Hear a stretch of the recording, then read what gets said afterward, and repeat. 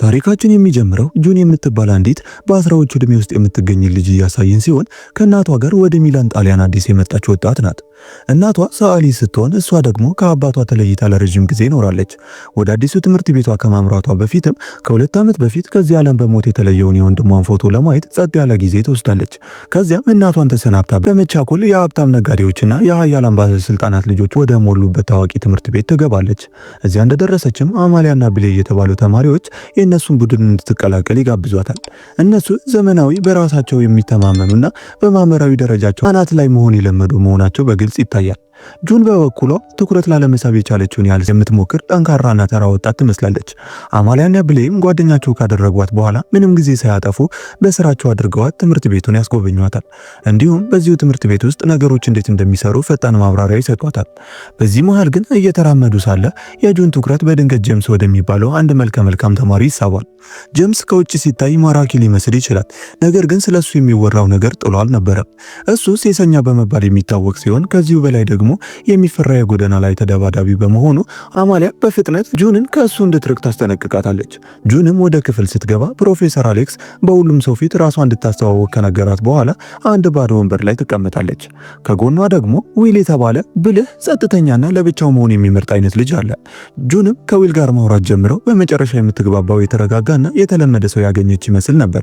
ነገር ግን በድንገት ጄምስ ብቅ ይልና ጁንን ከተቀመጠችበት ወንበር በግድ ሊያስነሳት ይሞክራል። ሆኖም ፕሮፌሰር አሌክስ ወዲያውኑ ይህንን ድርጊት ያስቆምና ጄምስን ሌላ ቦታ እንዲቀመጥ ያዘዋል። በዚህ መሃል ደግሞ ጁን ስለ አንድ ታዋቂ የግጥም ጥቅስ ትርጉም ትጠይቃለች። ነገር ግን ራሷ ሁሉንም በሚያስገርም ሁኔታ ምንም እንዳልተፈጠረ አድርጋ በቀላሉ ትመልሰዋለች። ይህም ድርጊት ዊልን እጅግ ያስደንቀዋል። ምንም እንኳን በድምፅ አውጥቶ ባይናገረውም ለእሷ ልዩ ስሜት ማዳበር ይጀምራል። ከጥቂት ቆይታ በኋላም ጁን በትምህርት ቤቱ የአትክልት ስፍራ ላይ ተቀምጣ ሳለ ዊል ወደ እሷ ቀርቦ አንድ ኩባያ ሞቅ ያለ ቡና ይሰጣታል። በዚህ አጋጣሚም ስለ ስነ ጽሑፍና ግጥም ያላትን እውቀት እንደሚያደንቅላት ይነግራታል። ፊቱ ላይም ከእሷ ጋር መሆን እንደሚያስደስተው ግልጽ ነበር። ከእሷ ተለይቶ ወደ ክፍሉ ሲመለስ ግን ከጥቂት ጊዜ በኋላ አንድ ትንሽ አደጋ ወደ ትልቅ ችግር ይቀየራል። ጄምስ በጁን አጠገብ ሲያልፍ ሳታስበው በሸሚዙ ላይ ቡና ታፈስበታለች። ጄምስም በጣም ይቆጣል። ጁንንም ይዟት እየጎተተ ወደ ወንዶች መጸዳጃ ቤት ይወስዳትና እያስፈራራ ልብሱን እንድታጸዳለት ያስገድዳታል። የተፈጠረውን ነገር ልታስረዳውና ይቅርታ ልትጠይቀው ብትሞክርም እንኳን አይፈቅድላትም። የጁን አዲስ የሚላን ህይወትም ውስብስብ ይሆናል። ልብሶቹን ይዛ ከመጸዳጃ ቤቱ ስትወጣም አሚሊያ ታገኛትና የተፈጠረውን ቀድማ እንዳወቀች ትነግራታለች። የባሰው ደግሞ መላው ትምህርት ቤት አስቀድሞ ስለዚህ ጉዳይ እያወራ ነበር። ሆኖም አሚሊያ ወሬውን ችላ እንድትልና ጄምስ ስሜቷን እንዲረብሸው እንዳትፈቅድ ትነግራታለች። ቀጥላም በዚያው ምሽት ከነሱ ጋር ወደ ፓርቲ እንድትወጣ ትጋብዛታለች። ጁንም ቤት ስትመለስ እናቷን በማግስቱ ካለቃዋ ጆርዳን እና ከአዳዲስ ባለሀብቶች ጋር አስፈላጊ ስብሰባ እንዳላት ትነግራታለች። ችግሩ ግን ጆርዳን ለትንሹ ልጁ ሞግዚት ለማግኘት እየተቸገረ ስለነበር ጁን ወዲያውኑ ለአንድ ቀን ብቻ ለመርዳት ፈቃደኛ ትሆናለች። ነገር ግን በምላሹ እናቷ በዚያው ምሽት ወደ ፓርቲ እንድትሄድ እንድትፈቅድላት ትጠይቃታለች። እናቷን ተስማምታ ፈቃድ ካገኘች ከጥቂት ቆይታ በኋላ አሜሊያና ቢሌ መጥተው ይወስዷታል። በዚህ መሃል ግን የጁንን ተራ የሆነውን አለባበሷን እንዳዩ ሙሉ ለሙሉ መቀየር እንዳለባት ይወስናሉ። ደፋር፣ ሴክሲና ማራኪ የሚያስመስላትን ቀይ ቀሚስም ያለብሷታል። ከዚያም በቀጥታ ወደ አንድ የምሽት ክለብ ይወስዷታል። ነገር ግን ቦታው ዝም ብሎ ተራ ክለብ አልነበረም። ከፓርቲው ድባብ ጎን ለጎን የድብልቅ ማርሻል አርት የውጊያ ዝግጅት ይካሄድበታል። በዚህ መሃል ብዙ ሳይቆይ ዊል ጁንን ያገኛታል። ያንን ቀሚስ ለብሳ ሲመለከታትም ይበልጥ ይማረካል። ጄምስ ቀደም ብሎ ስላሳያት ያልተገባ ባህሪ ይቅርታ ይጠይቃትና እንደሚታየው መጥፎ እንዳልሆነ ለማስረዳትም ይሞክራል። ከልጅነታቸው ጀምሮ የቅርብ ጓደኛው መሆኑንም ይነግራታል። በውይይታቸው መሃል ግን የህዝቡ ትኩረት በድንገት ሊጀመር ስለሆነ ዋና ዝግጅት ወደሚነገረው ማስታወቂያ ይዞራል። ውጊያው አሁን ያለው ሻምፒዮን እጅግ ጨካኝ በመሆኑ ከሚታወቀው ተወዳዳሪ ጋር የሚያፋጥጥ ይሆናል። ጁንን በሚያስገርም ሁኔታ አሁን ያለው ሻምፒዮን ጄምስ ነበር። ውጊያውም ቢሆን ብዙም አልቆየም። ጄምስ በሚያስገርም ቅለት ተጋጣሚውን ራሱን ስቶ እስኪወድቅ ድረስ ቀጥቅጦ ይዘርረዋል። ህዝቡንም በደስታ እንዲጮህ ያደርገዋል። ከውድድሩ በኋላ ዊል ጁንን ጄምስ ይቅርታ እንዲጠይቃት በማለት እሱ ወዳለበት ይዟት ይሄዳል። እዚያም ዊል ጁንን በጣም እንደሚወዳት ለጄምስ በግልጽ ይነግረዋል። ስለሆነም ከአሁን በኋላ በተሻለ ሁኔታ እንዲይዛት ይጠይቀዋል።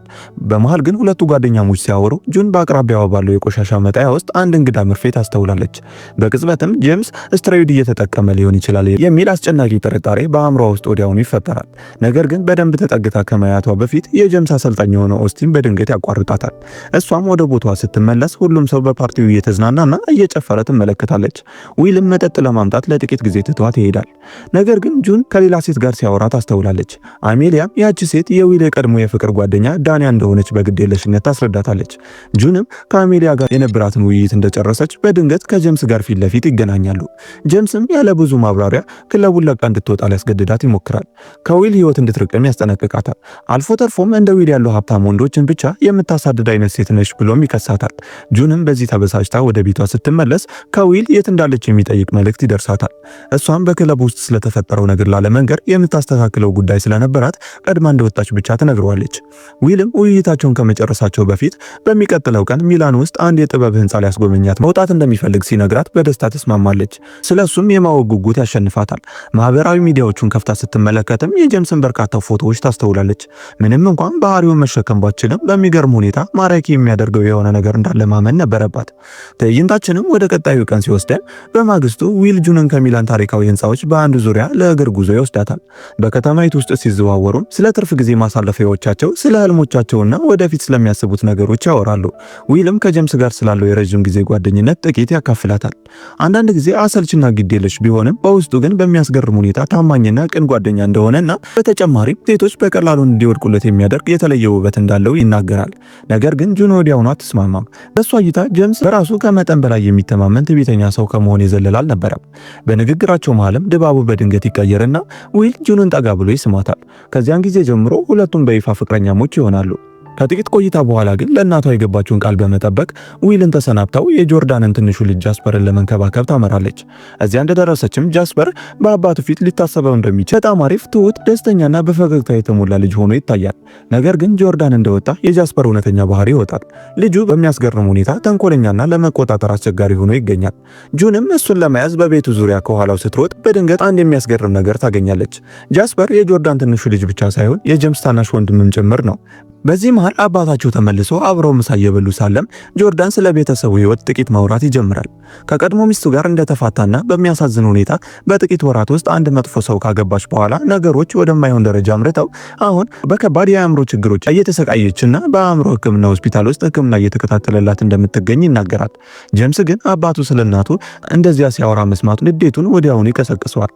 አባቱ የእናቱን ህመም የተሞላበትን ያለፈ ታሪክ የሚያጋልጥበትን መንገድ ሊቀበለው አልቻለም። ውጥረቱን በፍጥነት ወደ ጭቅጭቅ ይቀየራል። በመጨረሻም አባቱ ጣልቃ በመግባት ላሳየው ያልተገባ ባህሪ ጁንንና እናቱን ይቅርታ እንዲጠይቅ ያዘዋል። በተጨማሪም በዚያው ምሽት ጓደኞቹ ወዳዘጋጁት ፓርቲ ጁንን አጅቦ እንዲወስዳት ይነግረዋል። ጄምስም በሐሳቡ ተስማምቶ ልክ ሊወጡ ሲሉ ግን ጁን ሞተር ሳይክሉ ላይ እንደ ተሳፋሪ ከኋላው ለመቀመጥ ፈቃደኛ አትሆንም። ይልቁንም ራሷ ለማሽከርከር ጥብቃ ትጠይቃለች። ጄምስ መጀመሪያ ላይ እየቀለደች መሆን አለበት ብሎ አስቦ ነበር። ነገር ግን እሱ ያላወቀው ነገር ጁን ቀደም ሲል የእሽቅድድም ተወዳዳሪ እንደነበረች ነው። እንደምንም ተስማምተው ፓርቲው ቦታ ሲደርሱ ግን ዊል ጁን ከጄምስ ጋር መምጣቷን ወዲያውኑ ያስተውላል። ቅናት ቢጤም ያድርበታል። ጁን ሁኔታውን ካስረዳችው በኋላ ግን በመጨረሻ ጉዳዩ ገብቶት ወደ ውስጥ ይጋብዛታል።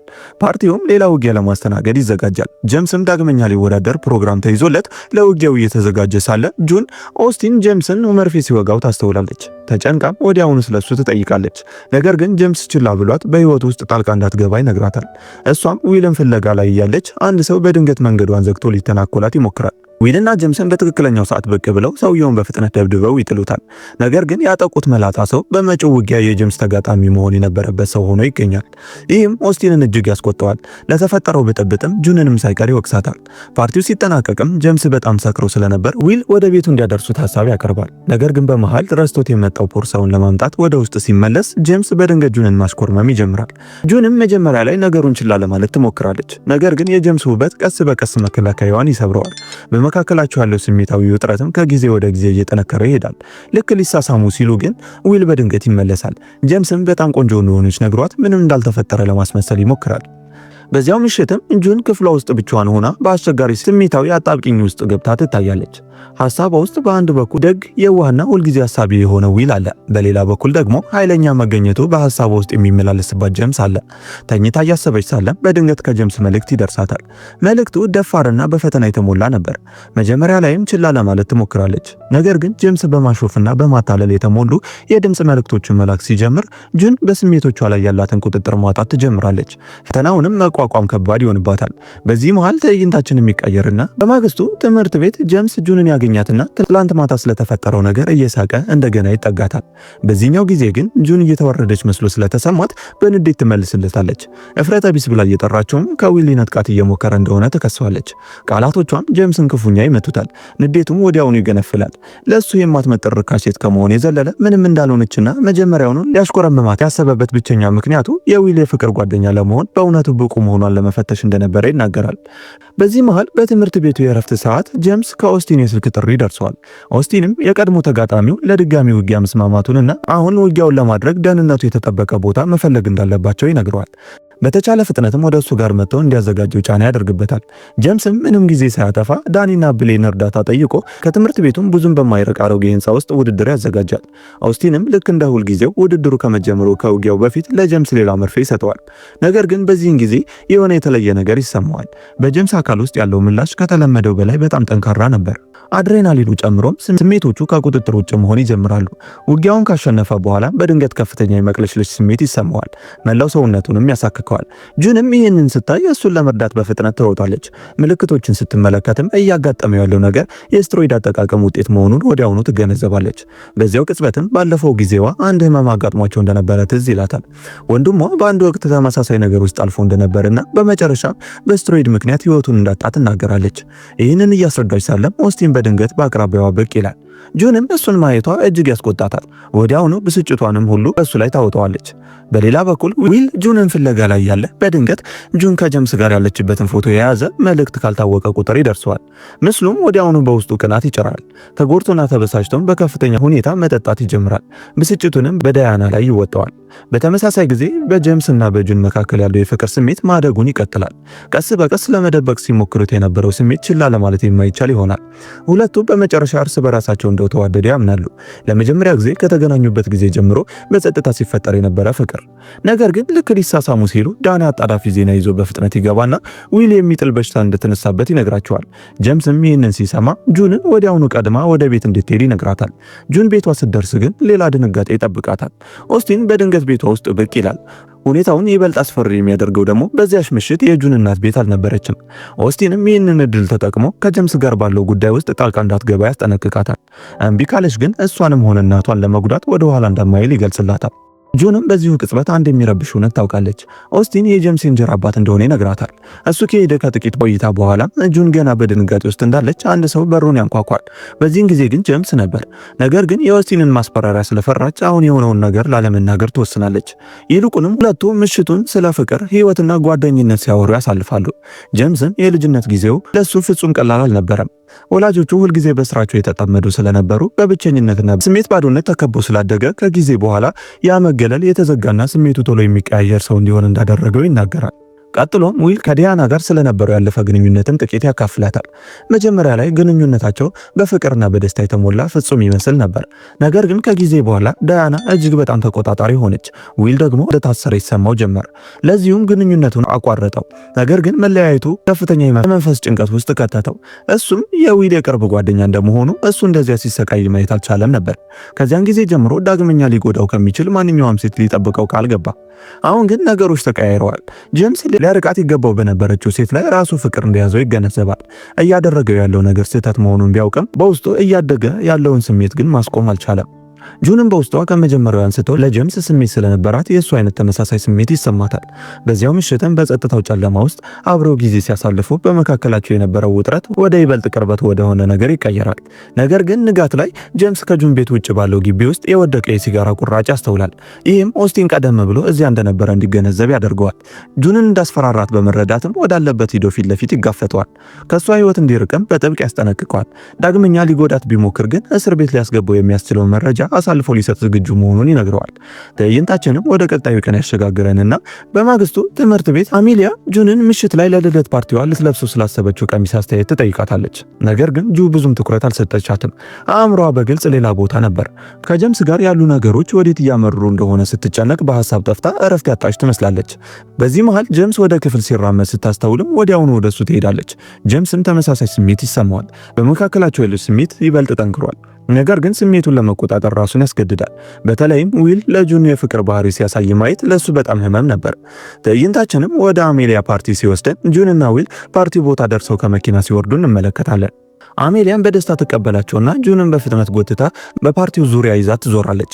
በዚህ መሃል ግን ዊል በድንገት ካልታወቀ ላኪ ሌላ መልእክት ይደርሰዋል።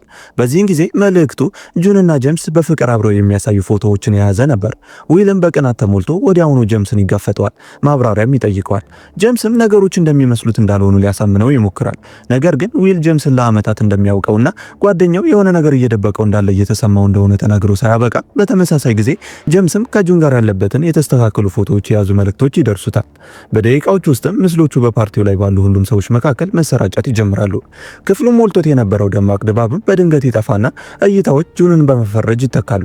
ጁንም ውርደቱ ክፉኛ ይመታታል። መጀመሪያ ላይ ፎቶዎቹን በማሰራጨት ዳያናን ተጠያቂ ልትሆን ትችላለች ብላም ትጠራጠራለች። ጀምስም ምን ያህል እንደደነገጠች አይቶ አዳሯን እዚያ እንድታሳልፍ ወደ ቤቱ ሊወስዳት ይወስናል። የእሱ የራስ ወዳድነትና ለእሷ ያለው ስሜትም በመላው ትምህርት ቤት ውስጥ የመወያያ ርዕስ እንድትሆን ምክንያት እንደሆነ በማመንም ይቅርታ ይጠይቃታል። ጁን ግን አሁን እርስ በርስ የሚወቃቀሱበት ጊዜ እንዳልሆነ ትነግረዋለች። በሌላ በኩል ቤሌ ስለ አማሊያ ባህሪ የሆነ እንግዳ ነገር ማስተዋል ይጀምራል። የሆነ ነገር የደበቀች ሲመስል በጣም ትደነግጣለች። ብሌም ስልኳ ሶፋ ላይ ተረስቶ ሲያይ በድብቅ ይፈትሸዋል። ያገኘው ነገርም ክፉኛ ያሳዝነዋል። ፎቶዎችን ያሰራጨችው አሜሊያ ራሷ ነበረች። ኦስቲንም በዊልና በጀምስ መካከል ያለውን ጓደኝነት ቀስ በቀስ ሲፈርስ መመልከቱ የበቀል እርምጃ ለመውሰድ እድል ያገኛል። ዊልንም ማታለል ይጀምራል። ጀምስን የመፋለም ሐሳቡንም እንዲቀጥልበት ይገፋፈዋል። በተመሳሳይ ጊዜ ቤሌ ስለ አሜሊያ ድርጊቶች እውነቱን ለጁን ለመንገር ቤቷ ሲሄድ ጁን ዊልና ጀምስ በአንድ የምሽት ክለብ ውስጥ ሊጣሉ መሆናቸውን ካወቀች በኋላ ወዲያውኑ ወደዚያ ያመራሉ። እዚያ ሲደርሱ ግን አሜሊያ የጁንን መንገድ ለመዝጋትና በአደባባይ ልታዋርዳት ትሞክራለች። ነገር ግን ጁን ሁሉም ነገር በቅቷት ስለነበር ምንም ሳታመነታ በንዴት ተነስታ አሜሊያን ታጠቃታለች። በዚህ መሃል ግን የኦስቲን እቅድ ልክ እንዳሰበው ይፈጸማል። በውጊያው ስፍራ ውስጥ ጀምስ ዊልን መልሶ ለመምታት ፈቃደኛ አይሆንም። በዚህ ምክንያት ዊል ደጋግሞ መምታቱን ይቀጥላል። በውስጡ ይዞት የነበረውን ቁጣ ሁሉም ይወጣበታል። ጁንም ወደ ውስጥ ገብታ ውጊያውን ለማስቆም በከፍተኛ ሁኔታ ትሞክራለች። ነገር ግን የጥበቃ ሰራተኞች በፍጥነት ይዘዋት በተለየ ክፍል ውስጥ ይቆልፉባታል። እሷም እንደ ድል ሆኖ እጅ ለመስጠት ፈቃደኛ አትሆንም። የማንቂያ ደወል ስርዓቱን የምታስነሳበትን መንገድ ታገኛለች። ይህም መላውን ሕዝብ በድንጋጤ እንዲበተንና ውጊያውን እንዲቆም ያስገድዳል። ነገር ግን ብጥብጡ ነገሮችን ይበልጥ አባባሰው እንጂ አላስተካከለውም። በዚያው ቅጽበት በጭንቅ መቆም የሚችለው ጀምስ በኦስቲንና በሰዎቹ ተጎትቶ መኪና ውስጥ ይገባል። ጁንም ይህን ሲሆን እንዳየች ሞተር ሳይክል ላይ ዘላ በማውጣት ከኋላቸው ተሳደዳቸው ጀመር። በተመሳሳይ ጊዜ ኦስቲን የፈጸመውን ወንጀል ማጋለጥ እችላለሁ ብላ ተስፋ በማድረግም አውቃ የፖሊስ ትኩረት ትስባለች። ነገር ግን በሚያሳዝን ሁኔታ ማሳደዱ በአደጋ ያበቃል። ጀምስን የጫነችው መኪና ተገልብጣም ኦስቲንና ሰዎቹ ማምለጥ ሲችሉ ጀምስ በተሰባበረው መኪና ውስጥ ተጣብቆ ይቀራል። ተሽከርካሪውም ቀስ በቀስ በእሳት መያያዝ ሲጀምር ሁኔታው አሳሳቢ ይሆናል። ጁንም ምንም ሳታመነታ ወደ መኪናዋ በመጠጋት ጊዜው ከማለፉ በፊት ጀምስን ጎትታ ለማውጣት በከፍተኛ ሁኔታ ትሞክራለች። እሳቱም መስፋፋቱን ይቀጥላል። እያንዳንዱም ሰከንድ ወሳኝ ነበር። ዊልም የማይቻል በሚመስልበት ጊዜ በድንገት ይደርስና ጀምስን ለማዳን ከእሷ ጋር በመሆን በጋራ ከሚቃጠለው መኪና ውስጥ ጎትተው ያወጡታል። ጀምስ በመጨረሻው ካስከፊው አደጋ ይተርፋል። ዊልም ከተፈጠረው ነገር ሁሉ በኋላ ወደ አንድ ጠቃሚ ውሳኔ ይመጣል። ፍቅር በግድ የሚመጣ ነገር ስላልሆነ ጁንን ለመተውና ከጀምስ ጋር ያላትን ግንኙነት ለመቀበል ይመርጣል። ይህ የሆነው ግን ለጁን የነበረው ስሜት ስለጠፋ አልነበረም። ይልቁንም ፍቅር ማለት ሁልጊዜ አጥብቆ መያዝ ብቻ እንዳልሆነ በመረዳት እንጂ። ታሪካችንም ዊል የራሱ ቅናት እሱና ጀምስ ለብዙ ዓመታት የገነቡትን ጓደኝነት እንዲያጠፋው አለመፍቀዱን እያሳየን ያበቃል። የዛሬው የፊልም ታሪካችንም ይህን ይመስል ነበር። ቀጣይ የምንለቃቸው የፊልም ታሪኮች እንዲደርሷችሁ ቪዲዮውን ላይክ፣ ቻናሉን ደግሞ ሰብስክራይብ አድርጋችሁ የደወል ምልክቷን በመንካት ቤተሰብ ይሁኑ።